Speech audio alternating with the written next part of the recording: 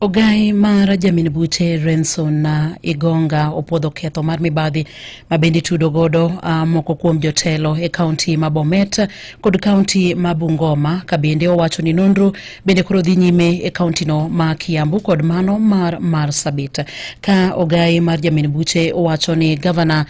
mar kaunti ma Bomet Hilary Bachok kanyakla kod achiel kuom contractors e kaunti no ibro donjnegi kod ketho mag yudo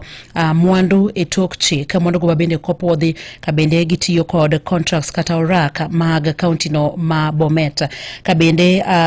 gavana machon ma Bungoma Wycliffe Wangamati bende kanyakla kod apisas mamoko ma oke kaunti no ma Bungoma bende bro donjnegi kod ketho mar ne kawasoya mar shillings milion 70 kokalo kuom tenders